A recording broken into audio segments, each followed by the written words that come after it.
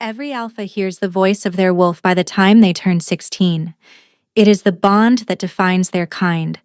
Beast and man, two souls woven into one. Varen heard nothing.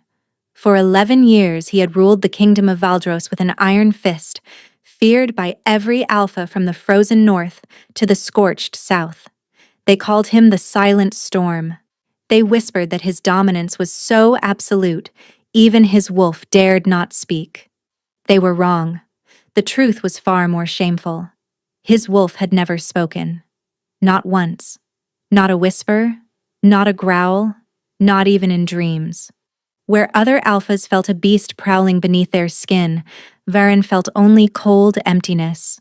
He had learned to fake it, to compensate with brutality, with control so precise, it mimicked instinct. No one knew. No one could ever know. Until the night of the claiming ceremony, when Varen walked past 100 noble she-wolves and stopped before a hooded servant girl who smelled like rain and forgotten graves. "Her," he said. The court erupted in shock. But Varen barely heard them. Because the moment his hand touched hers, something stirred in the hollow place inside his chest. Something ancient. Something furious. Something that had been silent for 20 years. His wolf opened its eyes, and its first words turned his blood to ice. "She knows what they did to us." The claiming ceremony was a spectacle of power and pretense. Noble families had traveled from every corner of Valdros, parading their daughters before the Alpha King like merchants displaying silk. The great hall of Thornhold Castle blazed with 1,000 candles, their light glinting off jewels and golden threads, off the hunger in every mother's eyes. Varen stood at the head of the hall, utterly still. He wore black, as always. His pale blonde hair was pulled back from a face that poets called devastating and wise men called dangerous. His eyes, the color of winter storms, passed over the assembly without interest. The Alpha King must choose a mate. His advisor Kale had reminded him that morning. The council grows restless. 11 years without an heir is... "I know what it is." Varen's voice had cut like a blade. He knew better than anyone. An alpha without a mate was incomplete. An alpha without an heir was a dead end. And an alpha without a wolf. That was something else entirely. Now, standing before the crowd, Varen forced himself to focus. The she-wolves had been arranged in a crescent formation, each one more beautiful than the last, daughters of dukes and generals, of ancient bloodlines and immense wealth. Any of them would have been a strategic triumph. Any of them would have been a lie, because Varen couldn't feel them, couldn't sense their wolves the way an alpha should. Where there should have been a symphony of instinct, recognition, attraction, the primal pull of compatible beasts, there was only silence. Always silence. He walked the line slowly, aware of every eye upon him. The first she-wolf was stunning, golden-haired, her wolf practically radiating submission. She would bear strong pups. She meant nothing to him. The second was darker, fiercer, her wolf prowling just beneath the surface of her skin, a warrior's daughter. She would challenge him in interesting ways. He felt nothing. The third, the fourth, the 10th. Nothing. Nothing. Nothing. Varen's expression hardened. Perhaps this was his punishment, to be forever hollow, forever incomplete, to rule a kingdom of wolves, while being only half of one himself. He was about to turn away, to end this farce and deal with the political fallout later, when he caught it. A scent. Rain and night-blooming flowers. Damp earth after a storm. And beneath it, something older. Something that smelled like grief, like secrets buried so deep they had started to rot. His feet stopped moving. His body had changed direction without his permission. The crowd murmured in confusion as the Alpha King walked past the noble daughters, past the crescent of beauty and breeding, toward the servants gathered at the edges of the hall. And there she was. She stood apart from the others, shrouded in a hooded cloak of deep gray wool. Not a lady. Not even a commoner dressed for presentation. A servant, the kind of woman who was meant to be invisible. But Varen could not look away. "Your Majesty?" Kale's voice was sharp with alarm. "The candidates are... her." The word left Varen's mouth before he could stop it. The hall went silent. Then the whispers started, a rising tide of shock and scandal. A servant? The Alpha King chooses a servant? Has he gone mad? The hooded woman hadn't moved, hadn't looked up. Her hands were clasped before her, trembling slightly. "Your Majesty," Kale tried again, stepping closer. "This woman is not a candidate. She's not even registered. We don't know her bloodline, her..." "I said her." Varen moved forward, closing the distance between them. The crowd parted like water before a ship's prow. And still she didn't look up. Still she kept her face hidden beneath that heavy hood. What was she hiding? He stopped directly before her, close enough to touch, close enough to see the rapid flutter of her pulse at her throat. "Look at me," he commanded. She flinched but didn't obey. Something flickered in Varen's chest. Not his wolf, not yet, but something adjacent to it. Something that felt almost like curiosity. "You will be my queen," he said quietly. "The least you can do is show me your face." Her voice, when it came, was barely a whisper. "You don't want to see my face, Your Majesty. I'll decide what I want." "No." Her chin lifted slightly, still shadowed. "You really won't." Defiance. From a servant. Before the entire court. Kale made a strangled noise. The whispers turned to gasps. And Varen felt something he hadn't felt in years. His lips wanted to curve. His dead heart wanted to beat faster. This small, hidden creature had just refused a direct command from the most powerful alpha in the realm. Fascinating. "What's your name?" he asked. A long pause. Then, "Seren." "Star." Someone had named this shadow-cloaked servant Star. "Well, Seren." Varen reached out slowly, giving her time to pull away. She didn't. His fingers closed around her wrist. And the world exploded. Something inside him moved. Something that had been frozen, dormant, buried so deep he'd forgotten it existed. It surged like a beast waking from centuries of sleep, and Varen's knees nearly buckled from the shock. No. Impossible. Then he heard it. A voice that was his and not his. A voice that rumbled from the hollow place where his wolf should have lived. She knows what they did to us." Varen's grip on her wrist tightened. His breath stopped. The voice spoke again, clearer now, edged with ancient fury. "Don't let her go. Whatever you do, don't let her go." The hooded woman, Seren, went rigid in his grasp. Her hidden face turned toward him, and though he couldn't see her eyes, he felt them. She had heard it too. Impossible. She had heard his wolf. "Take her to my chambers," Varen said, his voice barely steady. "Now." And as the guards moved to obey, as the court erupted into chaos behind him, Varen's wolf spoke once more, words that would haunt him for days to come. "They told you I was dead. They lied. And she's the only one who can prove it." The walk to the king's chambers felt endless. Seren kept her head bowed, her hood pulled low, acutely aware of every guard's footsteps behind her. The stone corridors of Thornhold were cold and ancient, their walls hung with tapestries depicting battles and conquests, the castle of conquerors, the home of the most brutal Alpha King in 3 generations, and now, apparently, her prison. What have I done? She had been so careful. 14 years of hiding in plain sight, of making herself invisible, of never speaking unless spoken to and never meeting anyone's eyes. 14 years of surviving by being no one. And then he had looked at her. No, not looked. Seen. As if her hood were made of glass. As if her secrets were written across her skin in letters of fire. The guards stopped before a massive oak door reinforced with iron. One of them knocked twice, then pushed it open without waiting for a response. Inside, he grunted. Seren stepped through. The chamber was enormous.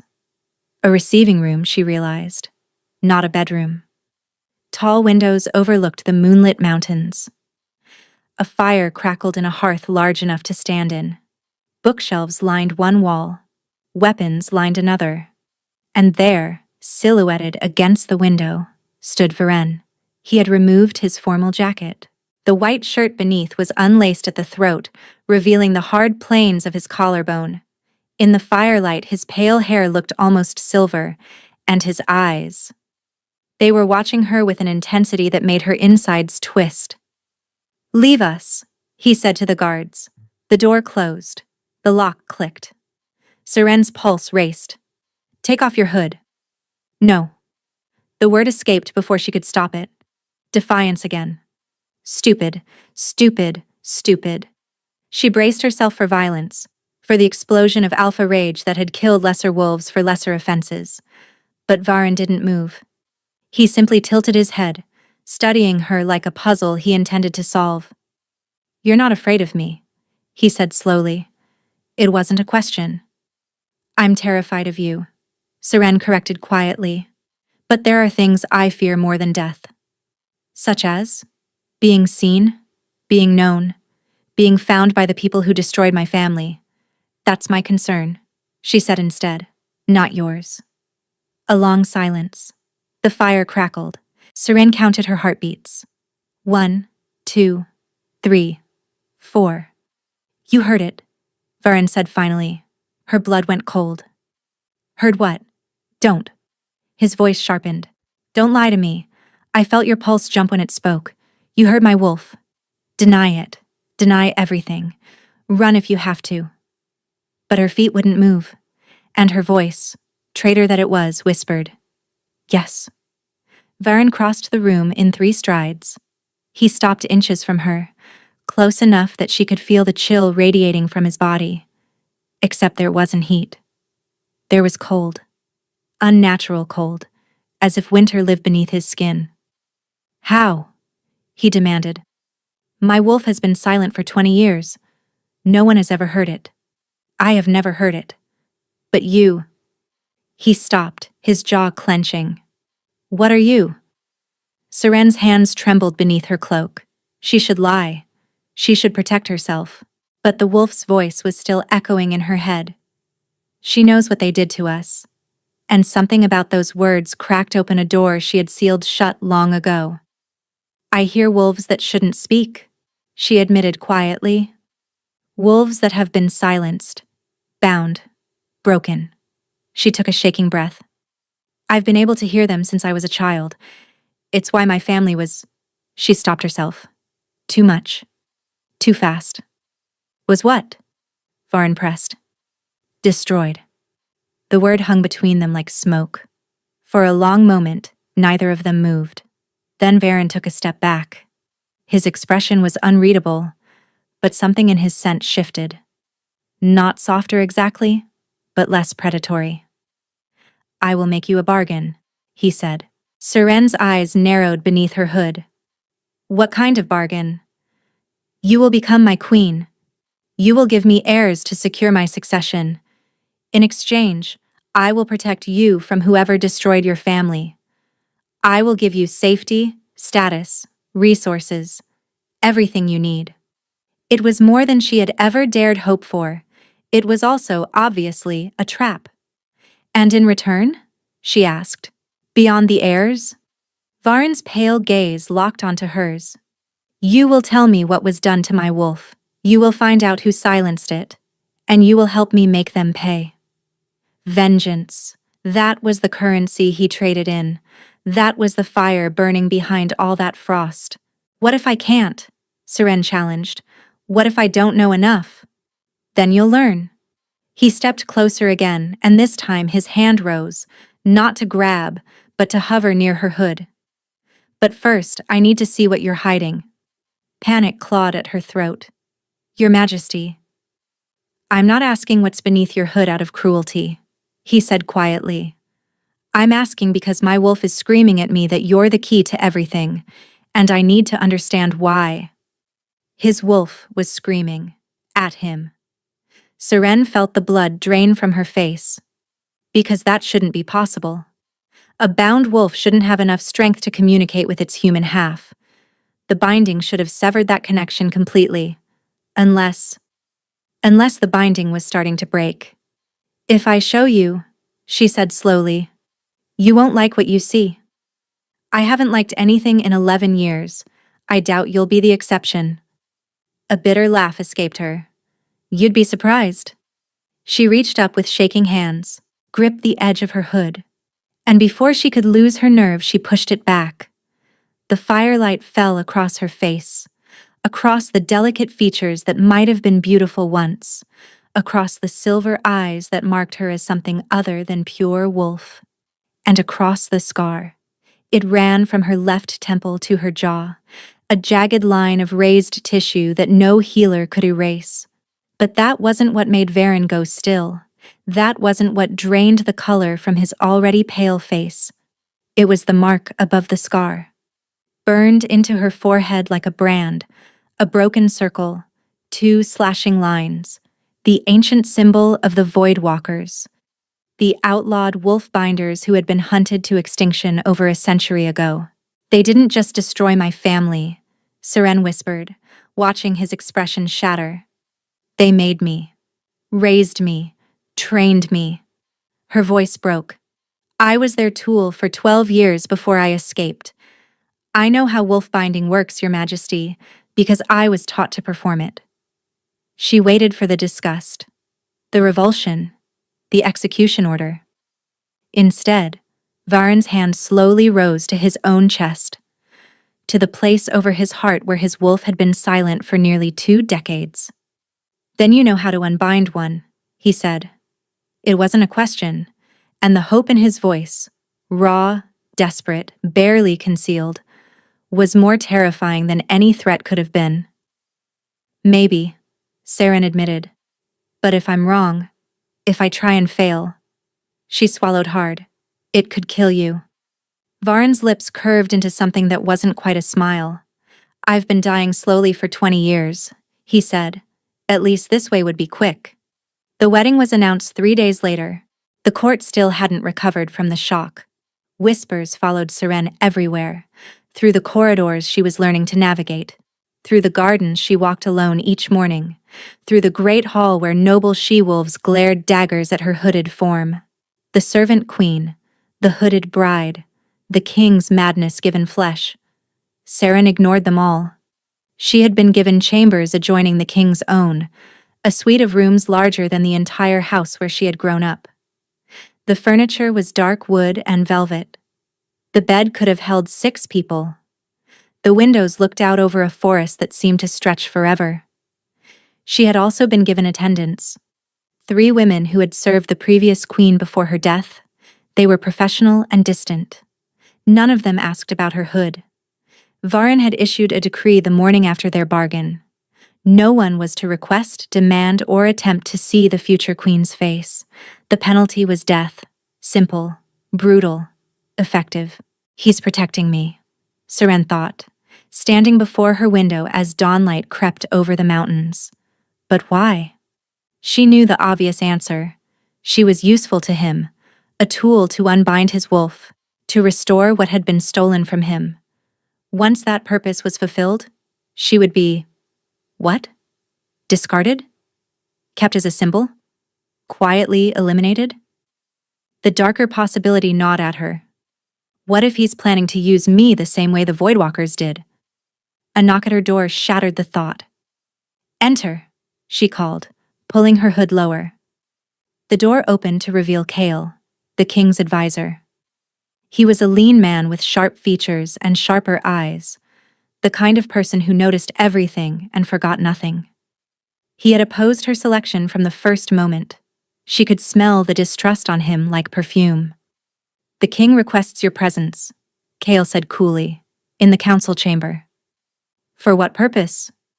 The wedding contract must be signed before witnesses. Nerves coiled in Seren's gut. Of course, the formal terms, the legal binding.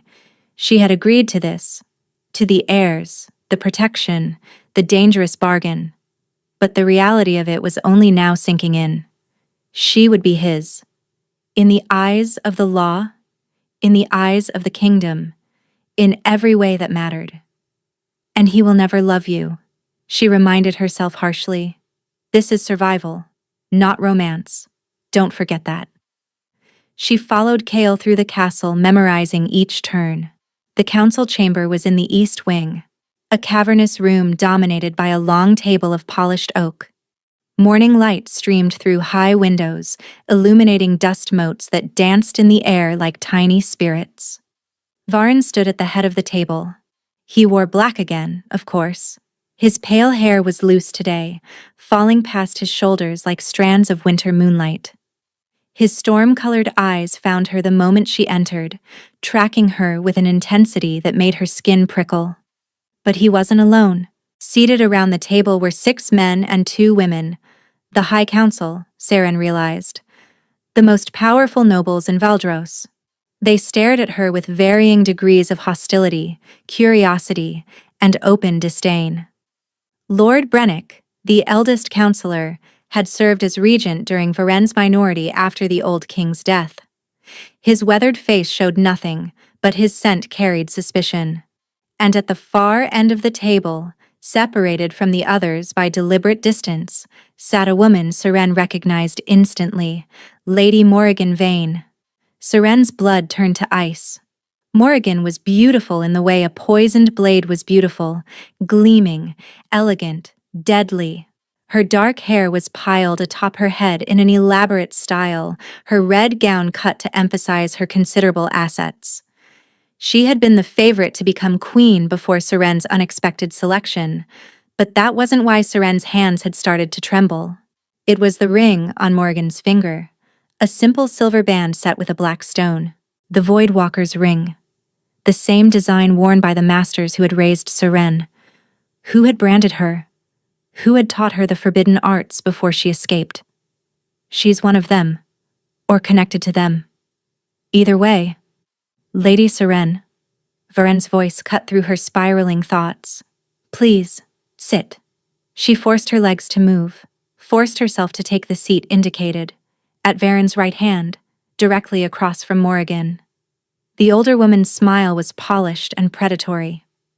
So, this is the mysterious bride, Morrigan purred. Forgive me, Your Majesty, but I simply must ask, is the hood a fashion statement, or are we to believe the rumors? What rumors? Varen asked, his tone deceptively mild. That she's hideously deformed, of course, or perhaps mad, or perhaps… Morrigan's eyes glittered. Something worse altogether. The temperature in the room dropped, literally. Seren felt the chill radiating from Varen like a physical force, pressing against her skin. Lady Morrigan, he said softly, you will address my future queen with the respect her position demands, or you will not address anyone ever again. The threat hung in the air, crystalline and absolute. Morrigan's smile faltered, but only for a moment. Of course, Your Majesty. Forgive my curiosity. The contract was produced. A thick sheaf of pages covered in dense legal text. One of the council members, an elderly man named Lord Haddon, began to summarize the terms. The marriage will be binding under royal law and pack law simultaneously. The Queen will be granted full authority over the household, the servants, and all domestic matters. She will bear the king's heirs, preferably multiple, to secure the succession. Seren half listened, her attention fixed on Morrigan. The woman was watching her with barely concealed hunger. Not for the throne, Seren realized. For something else. Something Morrigan thought Seren possessed. She knows what I am. Or suspects it.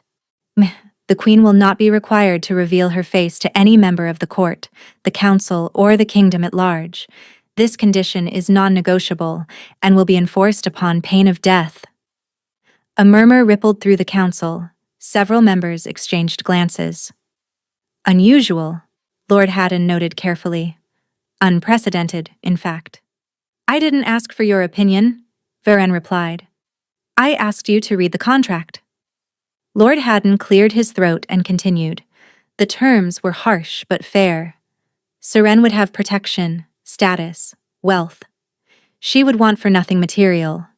In exchange, she would be Varen's queen in name and duty, attending formal functions, producing heirs, representing the crown. What the contract didn't mention was the true bargain between them. The wolf, the unbinding, the vengeance. Those terms existed only in the space between their eyes. Do you, Lady Seren of No House, accept these terms of your own free will, without coercion or deception? Seren looked at the contract, looked at the council's hostile faces, looked at Morrigan's predatory smile, and finally looked at Varen.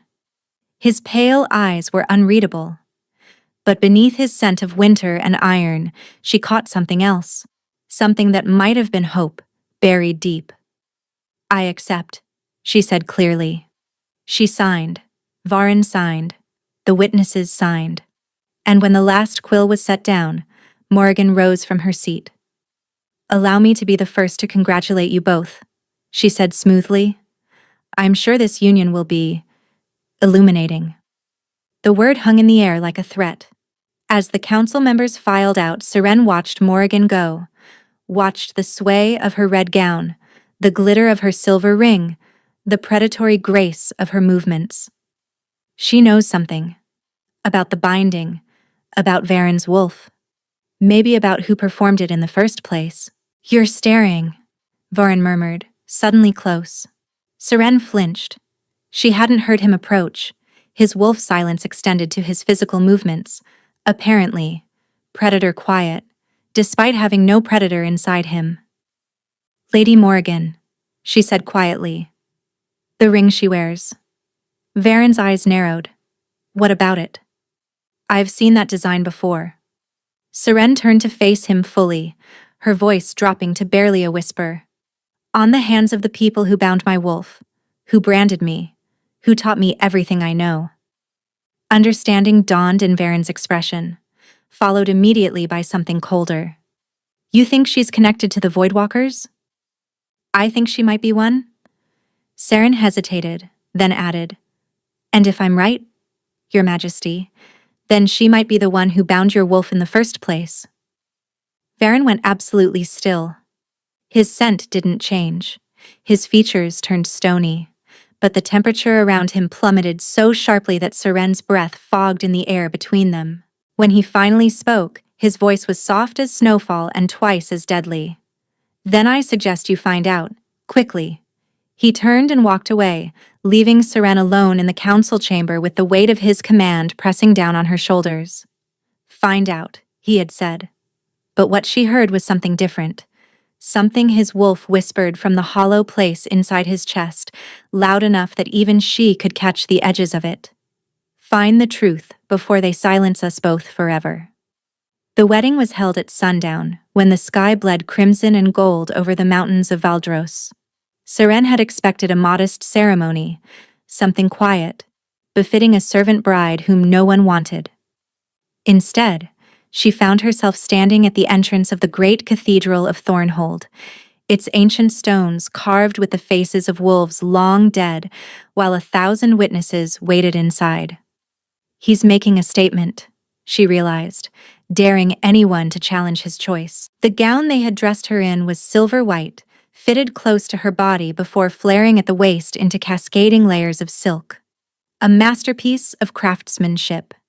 But more importantly, it came with a veil, a thick, embroidered piece that covered her face completely while still allowing her to see through the delicate weave. The hood was gone. In its place, this. A compromise. A symbol. A cage made of lace. My lady. One of her attendants, Isolde, the oldest of the three, touched her elbow gently. It's time. Seren took a breath. Then another. Then she walked into the cathedral.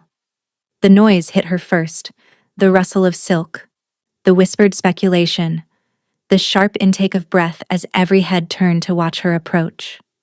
The aisle stretched before her like a gauntlet, lined with nobles in their finest clothes, their wolves prowling beneath their skin with curiosity and contempt. The veiled queen, the servant bride, the king's madness.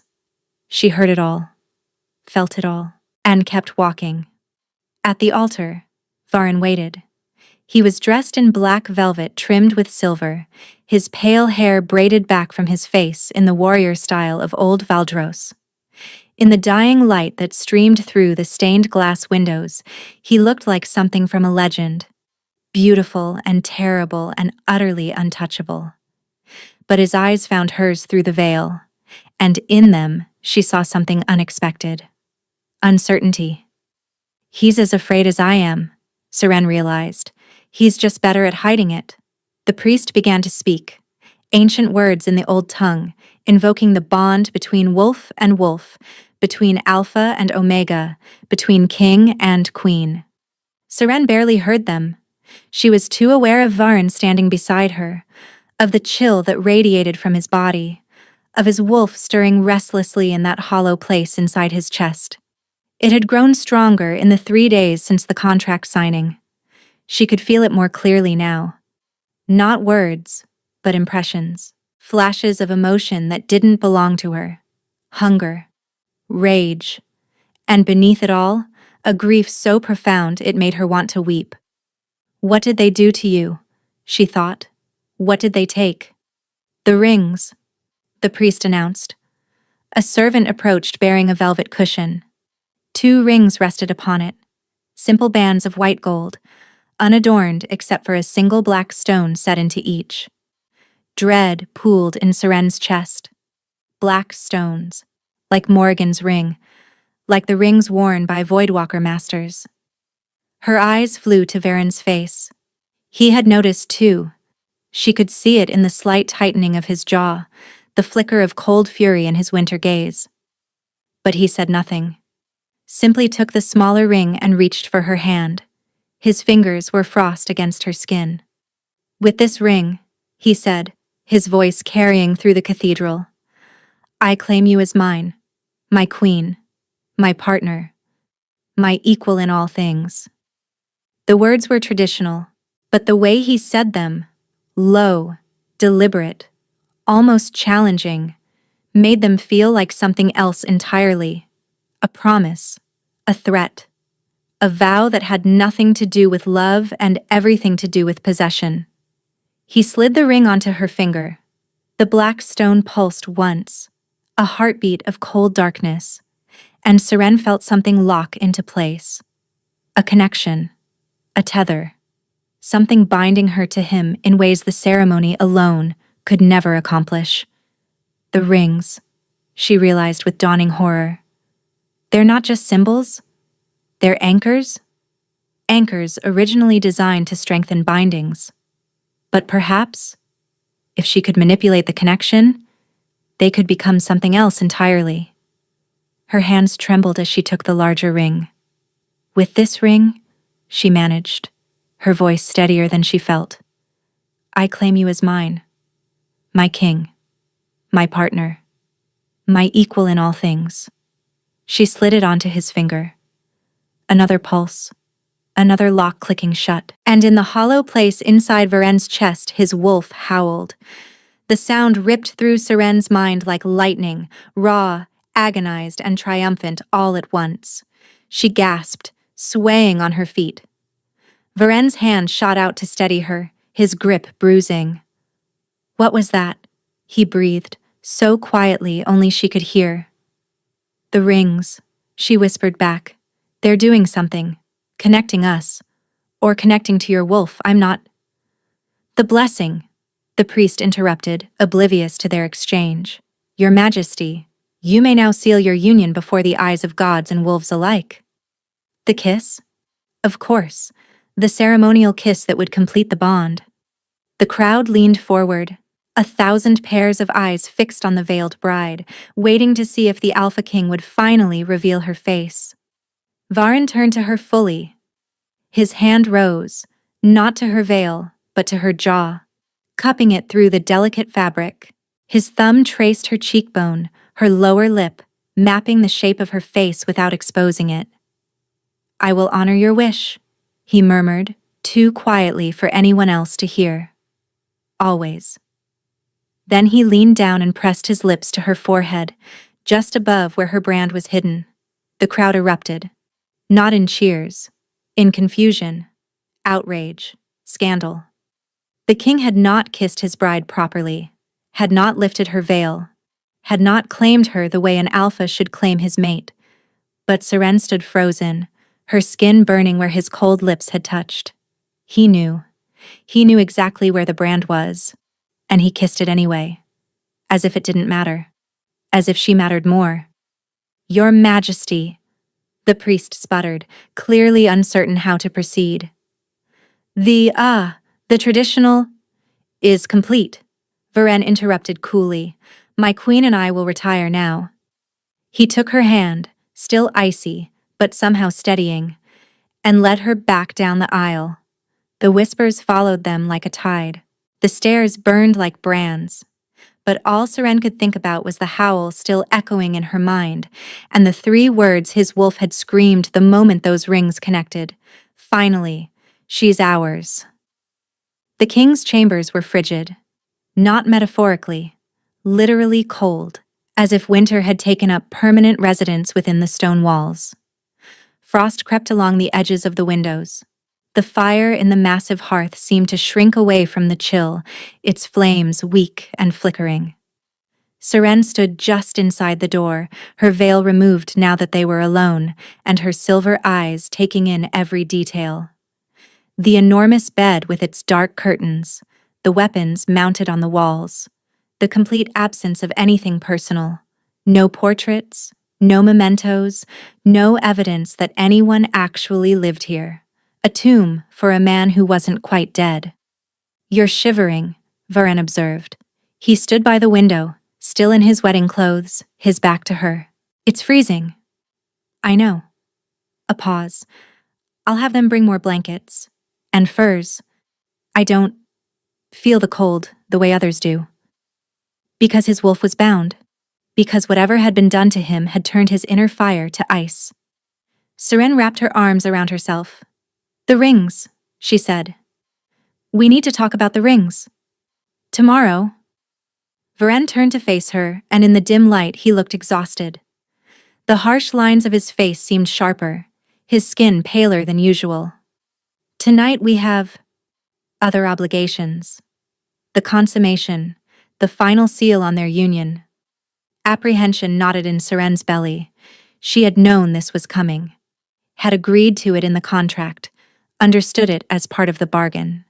But knowing and feeling were different things. "You're afraid," Varen said quietly. "I'm not afraid of you." "Then what?" "Of being seen, of being touched, of letting someone close enough to destroy me." "It's been a long time," she said instead, which was true. "And I won't force you." His voice was flat, matter of fact. "Despite what the contract says, despite what the court expects. If you're not willing, I won't touch you." The words hit her like a blow. She had expected demands, commands, the Alpha King taking what was his by right. Instead, he was offering her choice. Again. "Why?" she asked, genuinely confused. "You need heirs. The succession depends on it. Why would you?" "Because I'm not a monster." His jaw clenched. "Whatever else they've taken from me, they didn't take that." They, the people who had bound his wolf, the people Seren was beginning to suspect included Lady Morrigan and her Voidwalker ring. "Tell me something," she said slowly. "Something true. Something you've never told anyone else." Varen's brow furrowed. "Why?"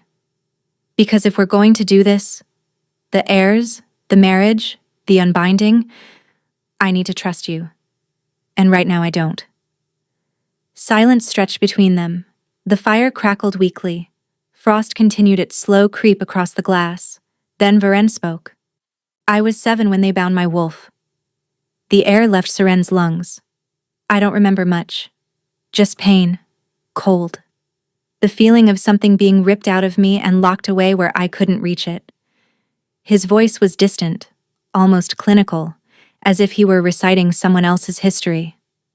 My father called it a necessary precaution, said my wolf was too wild, too dangerous, that it would have destroyed me if they hadn't contained it. Your father ordered the binding? Yes. A single word, sharp as broken glass. He died 3 years later, hunting accident. Or so they claimed. Or so they claimed. Because Varen didn't believe it. Because whatever had happened to his wolf, he suspected it was connected to his father's death. Lord Brennick served as regent until I came of age, Varen continued, his voice hardening. 6 years of being told I was too young, too inexperienced, too damaged to rule. 6 years of watching others make decisions in my name. Saren filed this away. The regent. Another potential player in whatever conspiracy had stolen Varen's wolf. The cold, she said quietly. That's a side effect of the binding. Your wolf's heat trapped inside, turning to ice because it has nowhere to go. Varen's gaze sharpened. You know this how? Because I've seen it before. In the Voidwalker compound. She took a breath, forcing herself to continue. They bound dozens of wolves while I was there. Children mostly. The ones who survived developed abnormalities. Cold bodies. Dulled senses. Shortened lifespans. Shortened. His voice was very quiet. The binding eats away at the host over time. Without the wolf's energy to sustain them, most don't live past 40. She met his eyes. How old are you? 27. 13 years. If her estimates were correct, he had 13 years left. Maybe less. Then we don't have time to waste, Seren said, her voice steadier than she felt. The unbinding needs to happen soon, and for that to work, I need to understand exactly what they did to you. She crossed to him before she could lose her nerve. Stopped close enough to feel the chill radiating from his body like a fever in reverse. May I? She asked, raising her hand toward his chest. Varen went still. Something flickered in his pale eyes. Not fear, but something adjacent to it. Vulnerability, perhaps. The wariness of a wounded animal being offered help it doesn't trust. What are you going to do? Listen, she said simply. To your wolf? A long pause. Then slowly he nodded. Seren pressed her palm flat against his chest, directly over his heart. The cold was immediate and shocking, like plunging her hand into a frozen lake. But beneath it, she could feel something else. A pulse, a presence, a creature trapped in ice, clawing at the walls of its prison. She closed her eyes and reached. The wolf's voice slammed into her mind like an avalanche. Help us! Help us! They put us in the dark. The dark is so cold. We've been alone for so long. Help us. Please. Please. Tears streamed down Seren's face. What do you hear? Varen's voice was strained. Pain, she whispered. So much pain. It's been screaming for 20 years and no one could hear it. His hand came up to cover hers, pressing it harder against his chest. His skin was ice, but his grip was desperate. Can you free it? I don't know yet. She opened her eyes, meeting his gaze. But I'm going to try. Whatever it takes. Something shifted in his expression. Not warmth. He seemed incapable of warmth. But something close to it. Gratitude, perhaps. Or hope. The consummation. He said quietly. It can wait. Until you're ready. Until we trust each other. Seren should have felt relieved. Instead, she felt something unexpected. Disappointment. Don't be foolish, she told herself fiercely. This is a bargain, not a romance. He needs your skills, not your heart. But when Varen's hand tightened over hers when his wolf whispered hours, finally hours in her mind, she couldn't quite make herself believe it. I'll stay tonight, she said. In here. With you. His eyes widened slightly. Why? Because your wolf is calmer when I'm close, and because— She hesitated, then admitted the truth. I'm tired of being alone too. They slept in the same bed but didn't touch. Seren curled beneath a mountain of furs, her body slowly warming the space around her. Varen lay rigid on the far side, his back to her, the cold radiating from him in waves. But sometime in the night, she woke to find his hand reaching for hers across the vast expanse of sheets. She took it, and his wolf, for the first time in 20 years, went quiet. The days that followed fell into an unexpected rhythm. Each morning, Seren woke in the king's frigid chambers, her hand still tangled with his. Each morning, she felt the frost retreat slightly, as if her presence alone was enough to thaw something that had been frozen for decades. They didn't speak of it, didn't acknowledge the strange intimacy that had developed between them. But it was there. In the way Varen's eyes found her across crowded rooms, in the way his wolf whispered her name like a prayer, in the way he began to seek her out for things that had nothing to do with their bargain. The eastern provinces are requesting additional grain stores, he said one afternoon, spreading maps across the table in his study. The harvest was poor this year. Then give them the grain, Seren replied, studying the maps from beneath her ever-present veil. The court required her face to be covered. She had accepted this, though it chafed. It's not that simple. The southern lords will demand compensation. The treasury is already strained by the military campaigns my father began. Then end the campaigns. Varen looked at her sharply. What? The wars your father started, are they necessary? They're tradition. The expansion of Valdros has continued for 3 generations. At what cost? Seren moved closer to the map, tracing the border territories with one finger. These lands here, they've been contested for decades. The fighting has depleted your treasury, killed thousands of your soldiers, and created enemies on every border. Meanwhile, your own people starve. Varen was silent for a long moment. No one has ever suggested ending the campaigns, he said finally.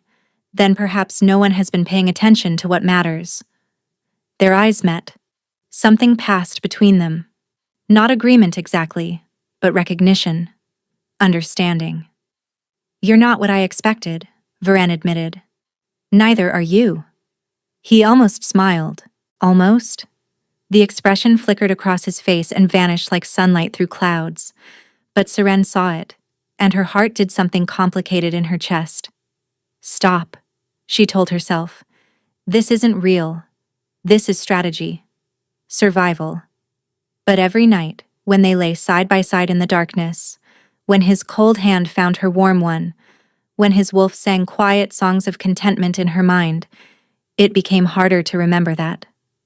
2 weeks after the wedding, Seren began her investigation of Lady Morrigan. It required subtlety. Morrigan was one of the most powerful nobles in Valdros, the head of House Vane and controller of vast mineral wealth in the northern mountains. She had the ear of half the council and the loyalty of a significant portion of the military. She was also watching Seren with an intensity that felt like being hunted. The queen seems to have adapted well to her new role, Morrigan observed during a council meeting, her voice silk over steel. Though I confess, I remain curious about her qualifications. Her qualifications are my concern, Varen replied coolly. Not yours. Of course, Your Majesty. I meant no offense. But Morrigan's dark eyes glittered with something that looked very much like challenge. After the meeting, Seren lingered in the corridors, waiting for the council members to disperse. When Morrigan finally emerged, Seren followed at a distance. The older woman moved through the castle with the confidence of someone who had walked these halls for decades. Down the main corridor, left at the gallery of portraits. Through a door that servants rarely used. Seren kept pace, her soft-soled shoes silent on the stone. Morrigan descended into the lower levels of the castle, past the wine cellars, past the storage rooms, into a section that appeared on no official map. The air grew colder, though not with Varen's supernatural chill. This was different. older, the cold of deep earth and darker things. Finally, Morrigan stopped before a heavy iron door. Seren pressed herself into an alcove, holding her breath. Morrigan produced a key from her bodice and unlocked the door. Before stepping through, she paused and spoke. Not to anyone visible, but to the air itself. The binding holds, but she's interfering. The connection between them grows stronger every day. A voice responded. Or rather, a presence responded. Seren couldn't hear words, but she felt them. A pressure in her skull, a whisper of darkness, a power so ancient it made her bones ache. I understand, Morrigan said. The ritual will proceed as planned, but we may need to accelerate the timeline. Before she undoes everything we've built. The door opened. Morrigan stepped through. The door closed, and Seren stood in the shadows, her pulse racing, her mind churning. The ritual.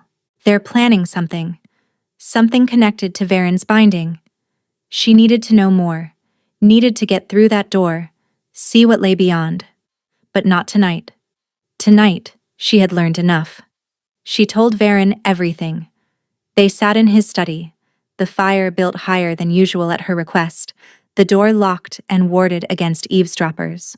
Varen listened without interrupting, his expression growing darker with every word. The lower levels, he said finally. I didn't know there were chambers below the cellars. Neither did anyone else, apparently. She has a key. She has access to something. Someone. Powerful enough that I could feel it from 20 feet away. A Voidwalker? Possibly. Or something worse.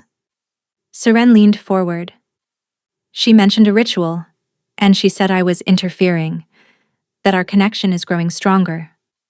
Varen's pale eyes met hers. In the firelight, they looked almost warm, almost human. It is, he said quietly, growing stronger. I can feel you now, even when you're not touching me, like a warmth at the edge of my consciousness. Seren's heart stuttered. You can? My wolf responds to you in ways it's never responded to anyone.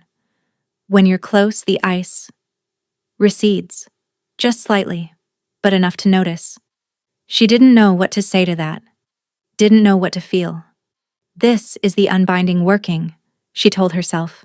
It's the magic, not real connection, not real. Seren. His voice was soft. Whatever Morrigan is planning, whatever ritual she's preparing, we need to move faster. The unbinding has to happen before they can complete their work. I know. She swallowed hard. But the unbinding is dangerous. If I do it wrong, you won't. You don't know that. I know you. He reached across the space between them and took her hand. His skin was still cold, but less so than before. Measurably, noticeably less. You escaped the Voidwalkers when you were 12 years old. You survived alone for 14 years. You looked at me, the most feared alpha in the realm, and refused to show me your face. His thumb traced circles on her palm. You are the bravest person I have ever met, and if anyone can unbind my wolf, it's you. Tears burned behind Seren's eyes. No one had ever spoken to her like this.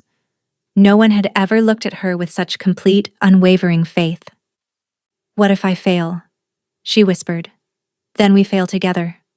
His grip tightened. But I would rather die trying than live another year in this frozen prison.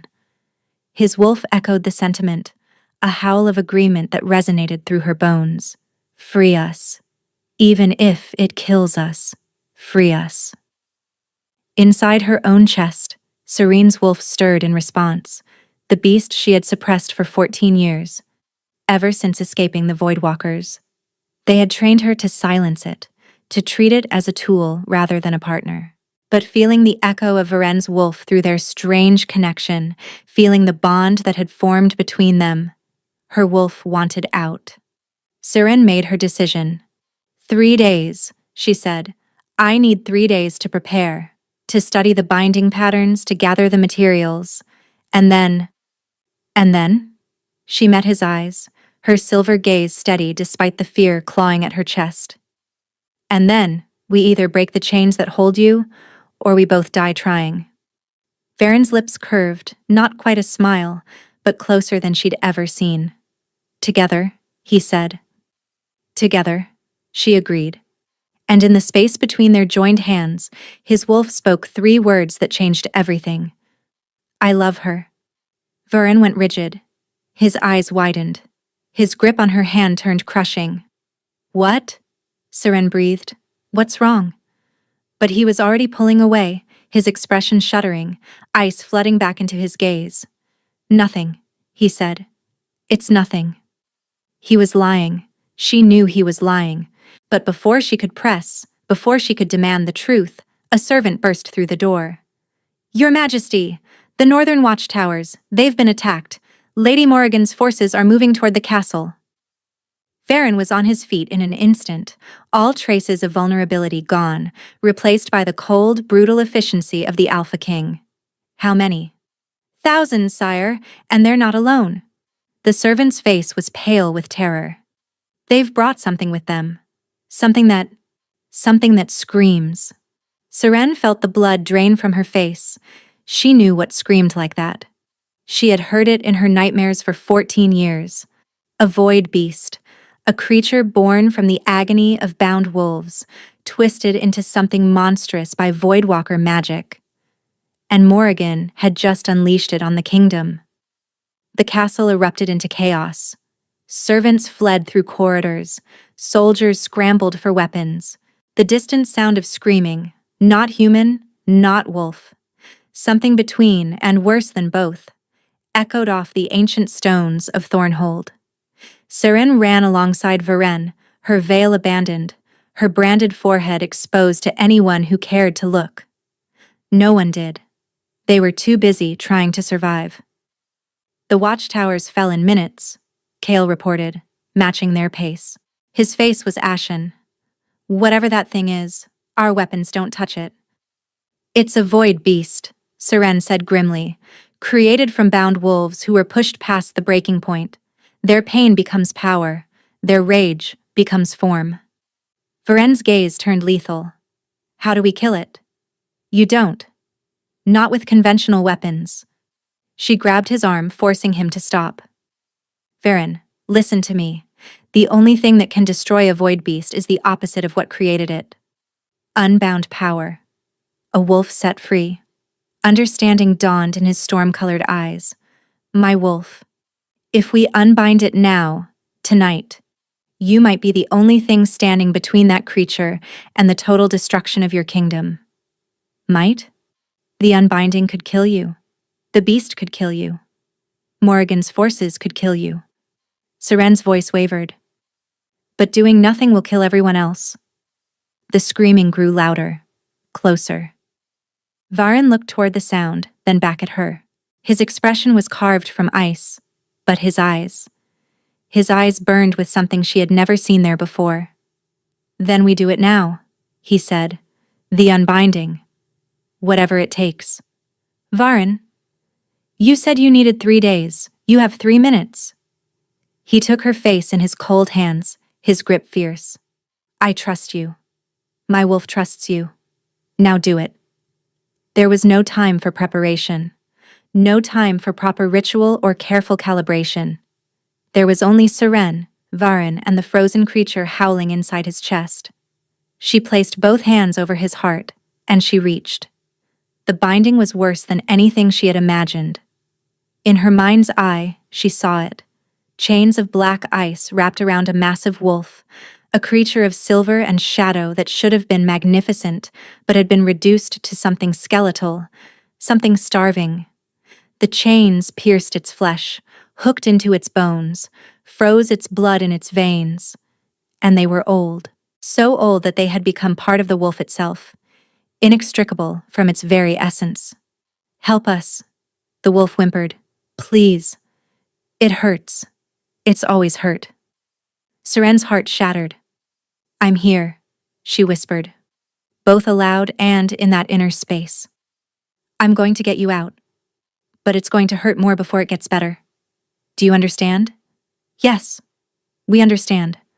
We're not afraid anymore. The wolf's silver eyes met hers. She's here. Our mate. We're not alone. Mate. The word hit Seren like a physical blow. But there was no time to process it, no time to question what it meant. She could hear the void beast's screams growing closer, could feel the castle shaking with its approach. She grabbed the first chain and pulled. The wolf screamed. Varen screamed. Power exploded outward like a frozen star going supernova. Outside, the world was ending. The void beast had breached the castle walls, a massive, writhing horror of shadow and teeth, and the faces of 100 bound wolves, all screaming in eternal torment. Morrigan rode at the head of her forces, her dark hair whipping in the wind, her Voidwalker ring blazing with corrupted power. "Find them," she commanded. "Find the king and the girl. The ritual must be completed before—" A pulse of energy tore through the castle. Every wolf in the courtyard, Morrigan's soldiers, the royal guard, even the void beast itself, staggered as something shifted in the fabric of reality. A pressure. A presence. The sense of something ancient and terrible finally breaking free. Morrigan's face went white. "No," she breathed. "That's impossible. The binding was perfect. He should never have been able to—" The wall of the great hall exploded outward, and through the rubble walked the Alpha King. But he was not the man he had been. Silver light blazed from his eyes. His pale hair whipped around his face like a living thing. Frost no longer clung to his skin. Instead, heat radiated from him in waves, steam rising from his body as 20 years of frozen power finally ignited. At his side, translucent but unmistakable, prowled his wolf. It was massive, easily twice the size of any wolf Seren had ever seen. Its fur was silver white, its eyes burning gold, its presence so overwhelming that lesser wolves dropped to their knees in instinctive submission. "Morrigan," the wolf's voice boomed. Not just in Varen's mind, but aloud, audible to everyone present. "You chained us. You stole our voice. You murdered our father when he tried to free us." Morrigan stumbled backward. "That's not— I didn't— Don't lie." Varen's voice was his own, but layered now, resonant with his wolf's power. "My wolf remembers everything. Every moment of the binding. Every word you spoke. Every deal you made with my father to keep me contained. And how you killed him when he finally realized what you'd done to his son." The truth crashed through Seren like a wave. Morrigan hadn't just bound Varen's wolf. She had orchestrated everything. The binding when he was a child. The manipulation of his father. And finally the murder when the old king had tried to undo her work. "You've been controlling the throne for 20 years, Seren realized. An Alpha King without his wolf is vulnerable, suggestible, easy to manipulate. That's why you did it." Morrigan's expression twisted from fear into fury. "You know nothing," she spat. "The Voidwalkers built this kingdom. We were here before the wolves, before the Alpha lines, before any of it. And we will reclaim what was taken from us." She raised her ring hand toward the void beast. "Destroy them!" The creature lunged. The battle that followed would become legend. Varen met the void beast head-on, his newly freed wolf lending him speed and strength beyond anything he had ever possessed. Silver light clashed against shadow. Claws tore through darkness. The courtyard became a maelstrom of power and pain, but even unbound, even at full strength, the void beast was too large, too powerful, too fueled by the agony of 100 tortured wolves. He can't win alone, Seren realized. She had collapsed after the unbinding, her energy depleted, and her body trembling from the strain. But watching Varen fight, watching him take blow after blow, watching him refuse to fall, something awakened inside her. Her wolf. She had kept it suppressed for so long. The Voidwalkers had trained her to silence it, to treat it as a tool rather than a partner. But now, feeling the echo of Varen's wolf through their strange connection, feeling the bond that had formed between them, her wolf wanted out. Yes, Seren whispered. Yes. Help me. She rose to her feet.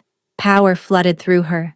Not silver like Varen's, but gold, warm as sunlight, bright as hope. Her wolf unfurled inside her chest, a creature of flame and dawn that had been waiting patiently for 14 years. Finally, it purred. Finally, we fight together. Seren ran toward the battle. Morrigan saw her coming and laughed. The little Voidwalker slave? You think you can— Serene's fist connected with her jaw. The older woman staggered, shock replacing contempt. Before she could recover, Seren was on her, grappling for the ring that blazed on her finger. That ring is the anchor, Seren shouted to Varen. It controls the beast. Destroy it and the creature falls. Morrigan fought back with desperate strength. Her fingers clawed at Seren's face, her brand, trying to trigger old traumas, old fears. You're nothing, Morrigan shrieked. You were born to serve us, to bind wolves, not free them. I was born, Seren growled, to be more than what you made me. She wrenched the ring from Morrigan's finger and crushed it in her bare hand. The effect was instantaneous. The void beast screamed, a sound of release rather than rage. The shadowy form began to dissolve, the faces of the bound wolves finally finding peace. Finally, let go. One by one they faded into light, their torment ended. The creature collapsed, and with it, Morrigan's army. Without the beast to lead them, without the ring to command them, the Voidwalker soldiers faltered. The royal guard surged forward. Within minutes, it was over. Morrigan knelt in the ruins of the courtyard, her power broken, her forces defeated, her centuries-old plan destroyed by a servant girl and a king who had been told he would never love. Varen approached her slowly, his wolf prowling at his side. You took everything from me, he said quietly. My childhood. My father. 20 years of my life. Morrigan looked up at him with hatred burning in her eyes. And I would do it again. The wolves were never meant to rule. You're animals. Beasts pretending to be. Enough. Varen's hand closed around her throat. You will be taken to the deepest dungeon in Valdros. You will spend the rest of your existence in darkness and silence, the same fate you condemned my wolf to. And when you finally die, alone and forgotten, perhaps then you'll understand what you stole. He released her. Guards dragged her away. And then, finally, Varen turned to Seren. They stood in the ruins of the courtyard, surrounded by destruction and the bodies of the fallen. Dawn was breaking over the mountains, painting the sky in shades of gold and rose. Varen's wolf had receded, not gone, but settled, finally at peace within his chest. He looked different now, warmer, more human somehow, despite being more wolf than ever. You saved me, he said. Seren shook her head. We saved each other. No. He stepped closer, taking her hands in his. His skin was warm now, truly warm, the ice finally melted. You gave me back everything I thought I'd lost. My wolf, my past, my ability to feel. His thumb traced the brand on her forehead, gentle as a prayer. And something I never expected to find, he added softly. My mate. Seren inhaled sharply. Your wolf said— I know what my wolf said. Varen's eyes, no longer cold but soft, warm, alive, met hers. And for once, we're in complete agreement. Varen, I was trained by your enemies. I carry their mark. I'm not fit to be. You're fit to be anything you choose to be. His grip tightened. And I'm choosing you. Not because of a contract or a bargain or political necessity, because you saw me, the broken, frozen, hollow version of me, and you stayed anyway. You fought for me when I'd given up fighting for myself. Of course I did. Tears spilled down Seren's cheeks. I love you. The words hung in the air between them, terrifying, liberating, and true. Varen's wolf howled in triumph inside his chest, and Varen himself smiled. a real smile, full and bright, transforming his harsh features into something beautiful. "I love you too," he said. "Both of us, man and wolf, for as long as we live." He kissed her, not on the forehead this time, not through a veil. A real kiss, full of heat and promise, and 20 years of frozen longing finally set free. When they finally broke apart, the sun had fully risen. A new day, a new kingdom, a new beginning. 6 months later, Valdros had transformed. The wars of expansion had ended. The grain stores had been redistributed. The military campaigns that had bled the treasury dry were replaced by trade agreements and diplomatic alliances. And for the first time in 3 generations, wolves who had been bound by Voidwalker magic were being freed. Seren led the effort personally. She had established a sanctuary in the northern mountains, a place where bound wolves could come to be healed, where the chains that had been forced upon them could be carefully removed. Some came from distant kingdoms. Some had been hidden for decades. All of them left whole. "Another successful unbinding," Isolde reported, entering Seren's study with a stack of documents. The older woman had become Seren's closest advisor, her stern demeanor hiding a fierce loyalty. "The young wolf from the eastern provinces. He's recovering well." Seren smiled, one hand resting on the swell of her belly. "Good. That's good." The pregnancy had been unexpected, a gift neither of them had planned for but both had embraced with overwhelming joy. The heir that Valdros needed, yes, but more importantly, a child born of love rather than obligation. A knock at the door interrupted her thoughts. Varen entered, still dressed in riding clothes, his pale hair windswept. 6 months of freedom had changed him profoundly. He smiled easily now, laughed.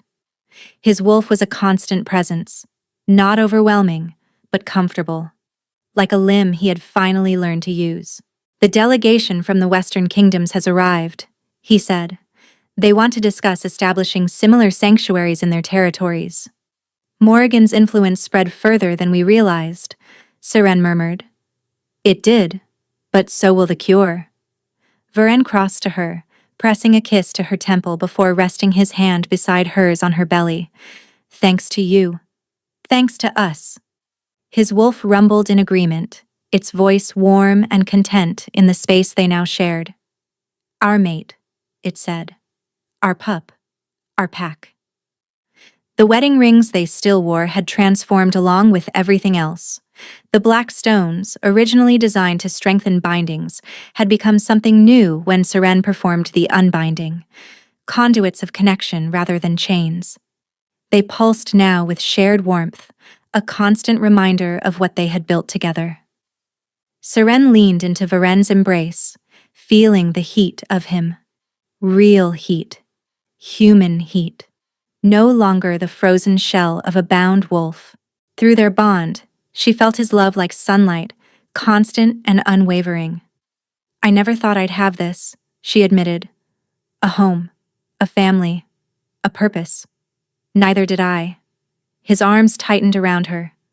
"I thought I would die in that cold darkness, alone, forgotten. And now?"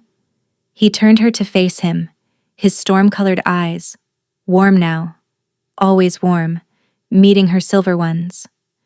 "Now I understand what my wolf was trying to tell me from the moment we met." He kissed her softly.